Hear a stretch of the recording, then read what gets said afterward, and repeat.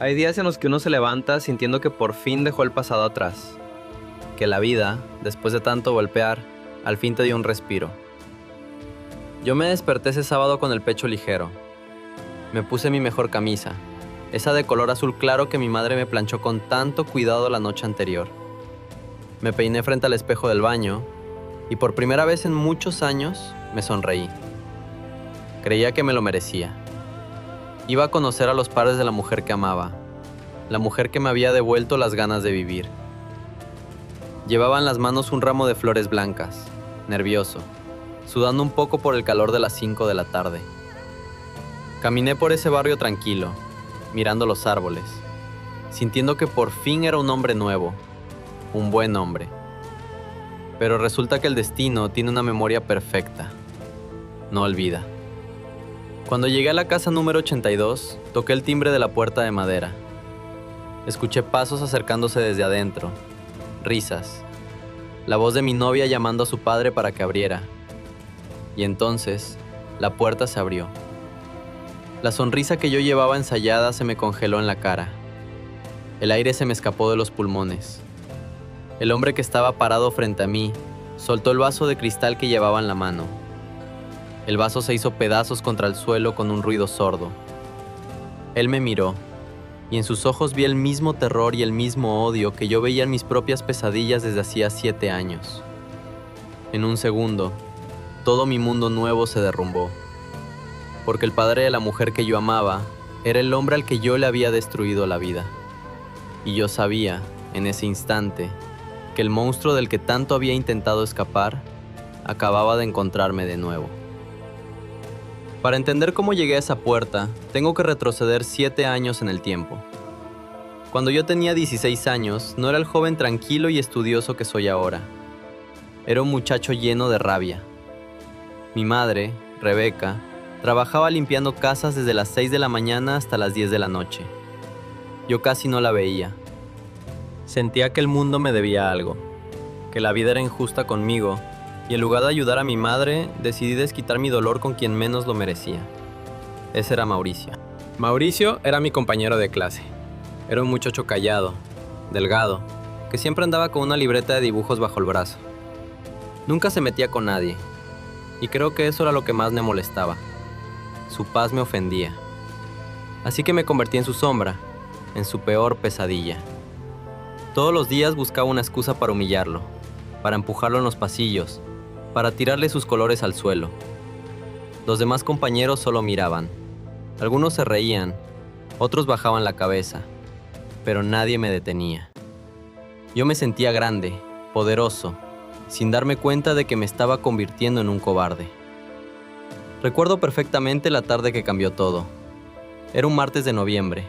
Había llovido mucho y las calles estaban resbaladizas.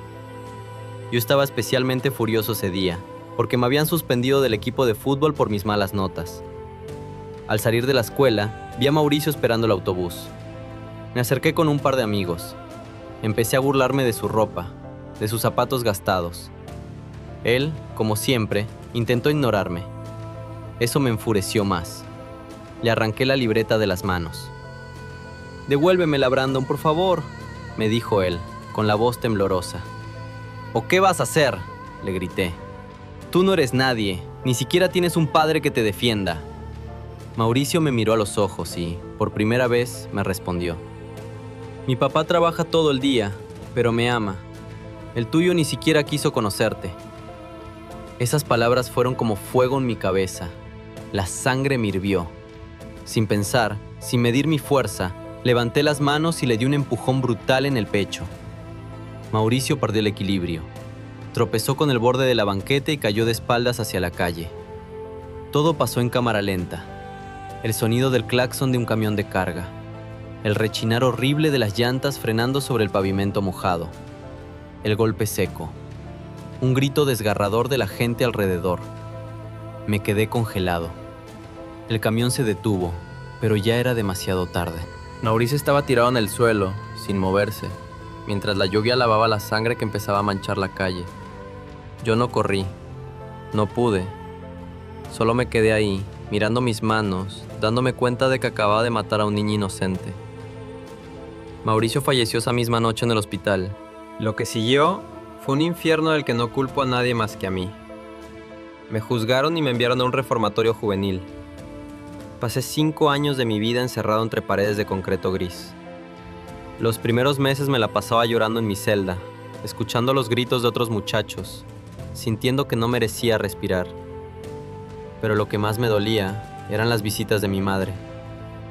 Rebeca iba cada domingo, sin falta. Se sentaba frente a mí al otro lado de la mesa de metal, me tomaba de las manos y lloraba en silencio. «Tienes que perdonarte, hijo», me decía ella, secándose las lágrimas. «El dolor que causaste no se puede borrar, pero puedes elegir qué hacer con la vida que te queda. Tienes que ser un hombre bueno, tienes que hacerlo por él». Esas palabras me salvaron la vida. En ese encierro decidí que iba a cambiar. Terminé la preparatoria dentro del reformatorio. Leía todos los libros que caían en mis manos. Aprendí a controlar mi ira, a respirar profundo, a escuchar. Cuando por fin cumplí mi condena y me dejaron salir, yo tenía 21 años. Salí con una maleta pequeña, mi certificado de estudios y una promesa grabada en el alma. Iba a honrar la vida que le quité a Mauricio viviendo de la manera más honesta posible. Mi madre y yo empacamos las pocas cosas que teníamos y nos fuimos de esa ciudad.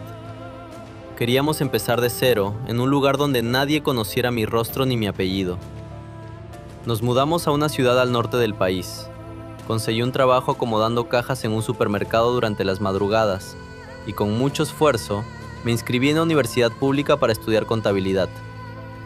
Fui el mejor estudiante de mi generación. No faltaba a una sola clase. Me sentaba en la primera fila, tomaba notas de todo, era respetuoso con los maestros. Nadie sospechaba que el muchacho estudioso y amable de la primera fila había estado 5 años en prisión por homicidio imprudencial. Y entonces la conocí a ella, Lili. Era mi compañera en la clase de finanzas. Tenía el cabello oscuro, unos ojos grandes y expresivos, y una risa que me hacía olvidar todo lo malo del mundo. Empezamos a estudiar juntos en la biblioteca. Me di cuenta de que teníamos mucho en común.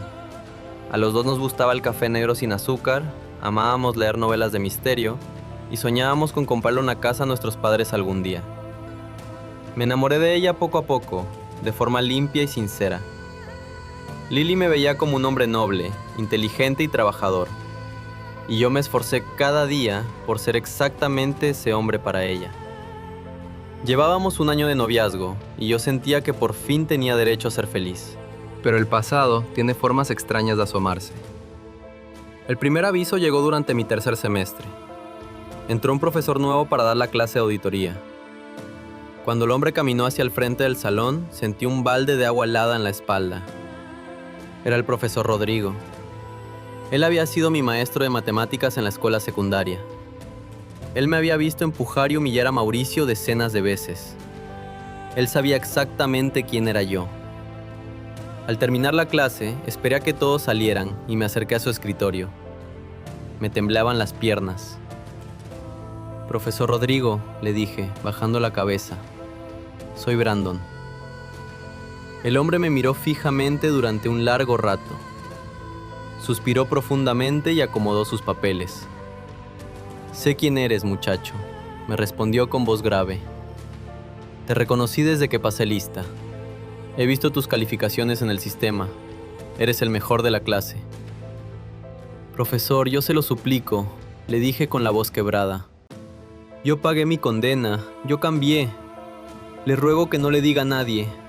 Nadie aquí sabe lo que hice. Solo quiero una oportunidad de estudiar y trabajar». El profesor me miró con una mezcla de lástima y dureza. «No soy nadie para arruinar tu segunda oportunidad, Brandon. Veo que has madurado. Te daré el beneficio de la duda. Pero recuerda que la verdad, por más profundo que la entierres, siempre encuentra el camino hacia la superficie». Yo le agradecí con lágrimas en los ojos y me fui a casa sintiendo un gran alivio. Creí que ese había sido mi mayor obstáculo. Qué equivocado estaba. Faltaba la prueba más grande de todas. Esa prueba llegó el día que Lili me invitó a cenar a su casa para presentarme a su familia. Me había hablado mucho de su padre, don Ricardo, y de su madre, doña Carmen. Me contaba que eran personas trabajadoras, que habían sufrido una gran tragedia en el pasado, pero que se mantenían unidos. Yo no pregunté los detalles, solo quería causarles una buena impresión. Y así volvemos al momento en la puerta, al vaso roto, al sonido de los cristales en el piso. Don Ricardo me miraba como si estuviera viendo un fantasma. Yo no podía mover ni un solo músculo. Mi cerebro intentaba procesar lo que estaba pasando. ¿Cómo era posible? Lily nunca me había dicho su apellido completo. Siempre la conocí por su primer nombre. ¿Cómo iba yo a imaginar que ella era la hermana mayor de Mauricio? La hermana que se había ido a estudiar fuera cuando pasó el accidente. Lily salió de la cocina con un delantal puesto y una sonrisa enorme. «Papá, ¿qué pasó con el vaso?», preguntó ella, acercándose. Luego me miró y sus ojos brillaron. «Mi amor, llegaste. Papá, él es Brandon, el hombre del que te he hablado todos estos meses». Ricardo empezó a respirar con dificultad. Su rostro se puso rojo de la ira. Levantó una mano temblorosa y me señaló con el dedo índice. «Tú», susurró primero, y luego su voz estalló en un grito que me heló la sangre. «Tú, asesino, monstruo». Lily retrocedió, asustada. «Papá, ¿qué dices? ¿Qué te pasa? Es Brandon». «Ese infeliz es el animal que mató a tu hermano», gritó Ricardo, agarrándome del cuello de la camisa con una fuerza que no parecía de un hombre de su edad. «Es él el maldito que empujó a mi hijo a la calle». Carmen, la madre de Lily, llegó corriendo desde la cocina. Al verme la cara, se tapó la boca con ambas manos y dejó escapar un sollozo ahogado. Ella también me reconoció por las fotos de los periódicos de aquel entonces. Lily me miró. Su rostro pasó de la confusión al horror absoluto. Sus ojos, esos ojos que siempre me miraban con tanto amor, ahora me miraban con asco y miedo. «Brandon», me dijo ella, con la voz rota. «Dime que no es cierto. Dime que mi papá se está confundiendo. Por favor, dime que tú no eres ese Brandon». Yo quería hablar. Quería explicarle, quería pedir perdón. Quería decirle que la amaba y que yo ya no era ese monstruo. Pero las palabras no salían. Las lágrimas empezaron a correr por mis mejillas y solo pude asentir lentamente con la cabeza. «Perdóname, Lily», susurré. «Perdóname». «Lárgate de mi casa», rugió Ricardo, empujándome hacia la calle con tanta fuerza que casi caigo al suelo. «Lárgate y no te vuelvas a acercar a mi hija, o juro por Dios que te mato yo mismo. Lárgate, asesino». Caminé sin rumbo por las calles durante horas. Llovía a cántaros, igual que la tarde en que Mauricio murió. Me sentía el ser humano más despreciable del universo. Todo mi esfuerzo, todas mis buenas notas, todo mi intento por ser un hombre nuevo no servían de nada. El pasado me había alcanzado y me había arrancado lo que más amaba. Al día siguiente, fui a la universidad solo para recoger mis papeles. Quería darme de baja. No podía enfrentar a Lily. No podía enfrentar la vida. Estaba guardando mis libros en la mochila cuando Kevin, un compañero que siempre buscaba problemas, se acercó a molestarme. Él me tenía envidia porque yo siempre sacaba las mejores calificaciones. «¿Qué pasa, cerebrito? ¿Te dejó la novia?», se burló Kevin, empujándome contra los casilleros. En otro tiempo, yo le habría soltado un golpe en la mandíbula sin pensarlo. De hecho, por un microsegundo, sentí que la rabia antigua despertaba en mi pecho. Apreté los puños. Kevin me volvió a empujar, provocándome. Quería que yo peleara. Pero entonces recordé a Mauricio, recordé el reformatorio, recordé los ojos de mi madre. Solté los puños, bajé la cabeza y pasé por su lado sin decir una sola palabra, soportando las risas de los demás. Salí corriendo de la escuela, directo a mi casa. Llegué a mi habitación, saqué mi vieja maleta y empecé a tirar mi ropa adentro. Estaba decidido a huir, a irme a otra ciudad, a esconderme donde nadie me encontrara jamás. Mi madre entró a la habitación y me vio empacando. Se acercó rápidamente y me quitó las camisas de las manos. «¿Qué estás haciendo, Brandon?», me preguntó, alarmada. Me voy, mamá. No puedo quedarme aquí. El papá de Lily es el papá de Mauricio. Me descubrieron. Me odian. Lo perdí todo, mamá. Soy un monstruo, siempre voy a ser un monstruo, le dije, llorando como un niño pequeño, cayendo de rodillas al suelo. Mi madre se arrodilló conmigo. Me tomó del rostro con sus manos cansadas y me obligó a mirarla a los ojos. Escúchame bien, Brandon, me dijo con una voz firme y llena de autoridad. Tu padre biológico, el hombre que me embarazó, huyó el día que le dije que te estaba esperando. Huyó porque tuvo miedo. Huyó porque era un cobarde. Yo crié a un hijo con errores. Crié a un hijo que cometió un pecado terrible, pero no crié a un cobarde. Tú no vas a huir de nuevo. Pero me quieren ver muerto, mamá. Sollocé. Ricardo me quiere matar. Entonces vas a ir y vas a darle la cara. Vas a pedir perdón. No para que él te perdone, porque eso no depende de ti, sino para que tú puedas seguir viviendo. Si huyes ahora, todo lo que sufriste en ese reformatorio no habrá servido de nada, sentenció ella, abrazándome fuerte. Esa noche no dormí. Las palabras de mi madre resonaban en mi cabeza. Tenía razón. Huir era lo que hacía el viejo Brandon. El nuevo Brandon tenía que enfrentar las consecuencias de sus actos, por más dolorosas que fueran. A la mañana siguiente me armé de valor. Fui hasta la zona donde Ricardo trabajaba. Él era supervisor en una obra de construcción a las afueras de la ciudad. Lo esperé cerca de su camioneta. Cuando lo vi acercarse, con su casco y su chaleco reflectante, el corazón me latía tan fuerte que sentía que se me iba a salir del pecho. Caminé hacia él. «Don Ricardo», le dije, manteniendo mi distancia, con las manos abiertas para mostrar que no buscaba problemas. Él se detuvo en seco. Su rostro se desfiguró por el odio al instante. Dejó caer su lonchera al suelo. «Te dije que te largaras de esta ciudad», me gruñó, apretando los puños y caminando hacia mí. «No tienes derecho a pronunciar mi nombre, maldito asesino». «Solo vine a pedirle perdón», le dije, sin retroceder, aunque mis rodillas temblaban.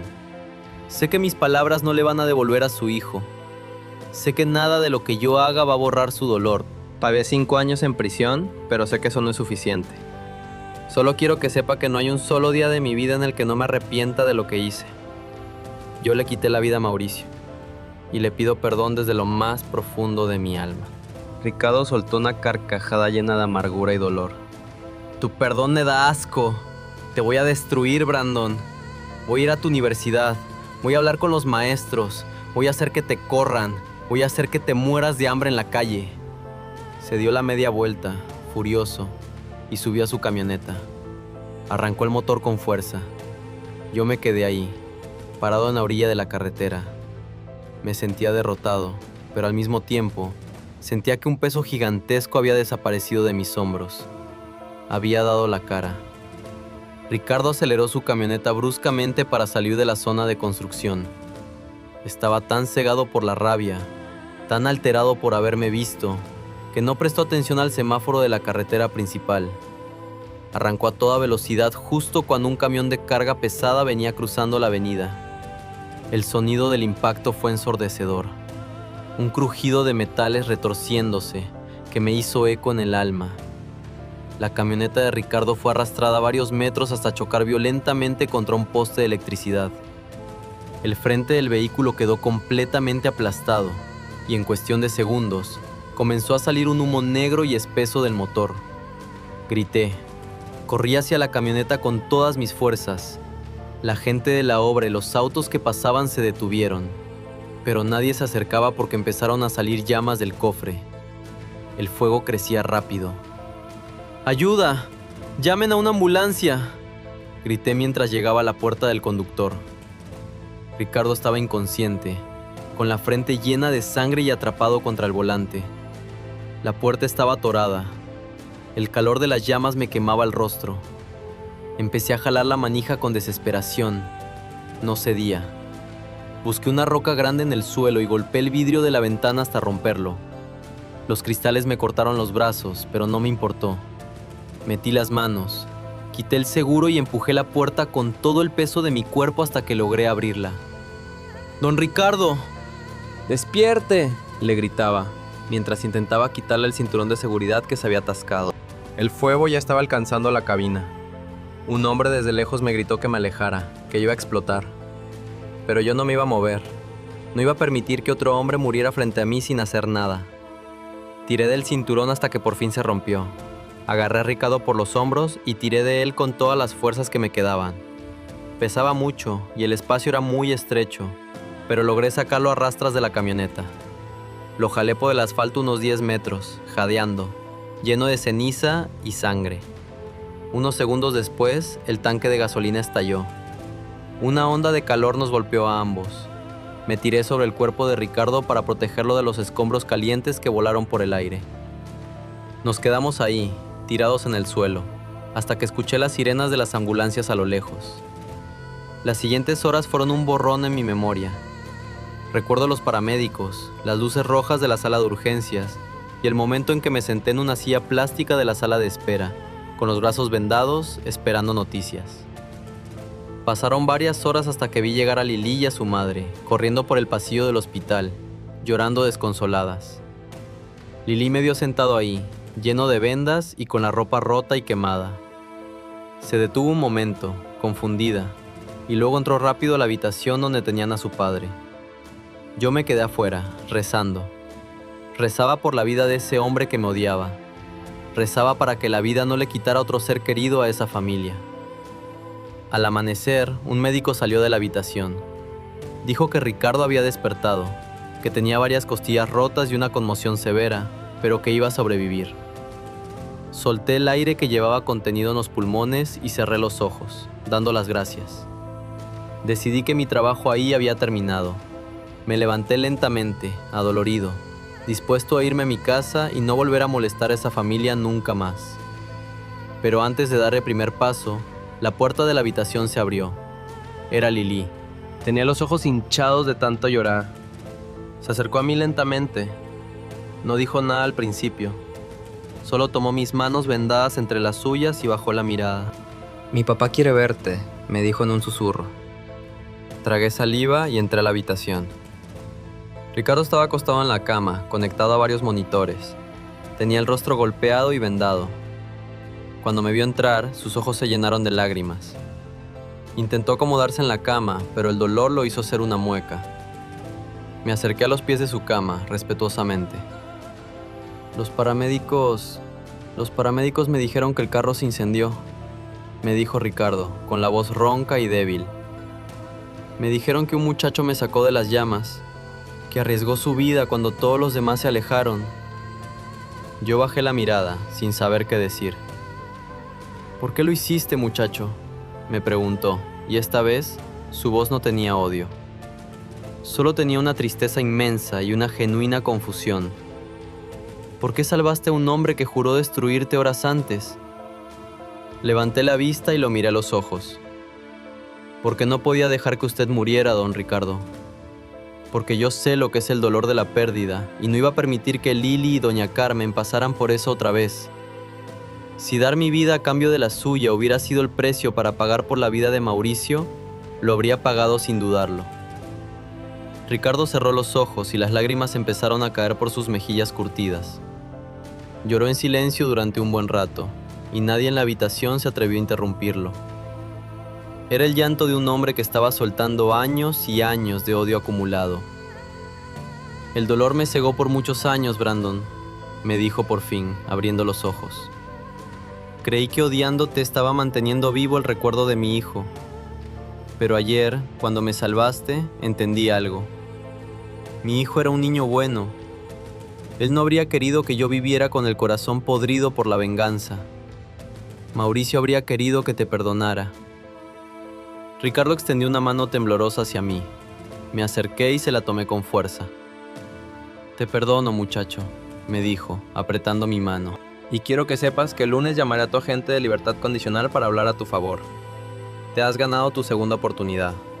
Te has ganado el derecho a vivir». No pude contener las lágrimas. Lloré frente a él, frente a su esposa y frente a la mujer que amaba. Sentí como si unas cadenas de acero puro que llevaba arrastrando por 7 años se hubieran roto por fin. Semanas después, Ricardo salió del hospital. Poco a poco empezamos a reconstruir algo que no sabría si llamar amistad, pero sí un profundo respeto mutuo. Lily y yo nos sentamos a hablar durante largas horas, lloramos juntos, sanamos heridas y con mucha paciencia y amor retomamos nuestra relación. Hoy en día, todos los domingos, mi madre Rebeca cocina para todos. Nos sentamos en la misma mesa, Ricardo, Carmen, Lily, mi madre y yo. Brindamos por la memoria de Mauricio y brindamos por el milagro de estar vivos. A veces, la vida te pone frente a tu peor error, no para castigarte, sino para preguntarte qué vas a hacer ahora. Yo fui el villano de mi propia historia durante mucho tiempo. Causé un dolor irreparable, un vacío que ninguna buena acción podrá llenar por completo. Y sin embargo, aprendí a golpes que el verdadero arrepentimiento no se demuestra llorando en un rincón o huyendo de las personas a las que lastimamos. El verdadero arrepentimiento se demuestra viviendo cada día intentando ser mejor, asumiendo las consecuencias y atreviéndose a dar la cara. El perdón de don Ricardo me salvó la vida, pero el primer paso fue perdonarme a mí mismo y dejar de huir. Hoy entiendo que todos llevamos cargas del pasado. Tal vez tú que me escuchas no has vivido una tragedia como la mía, pero quizás llevas años arrastrando una culpa por algo que dijiste, por alguien a quien lastimaste, o por un error que sientes que te define. Pero te prometo algo, tú no eres tu peor error. Siempre, mientras haya aire en los pulmones, hay tiempo para pedir perdón, para enmendar el camino y para volver a empezar. ¿Y tú, hay algún error de tu pasado que no te deja avanzar y que necesitas perdonarte hoy mismo? Déjamelo en los comentarios, te aseguro que leeré cada uno de ellos, porque compartir nuestras cargas es el primer paso para soltarlas. Si esta historia te tocó el corazón de alguna manera, te invito a suscribirte al canal. Tu apoyo me ayuda a seguir compartiendo estas historias de vida. Y por favor, comparte este video con esa persona que sabes que hoy necesita escuchar que todos merecemos una segunda oportunidad. Nos vemos en la próxima historia.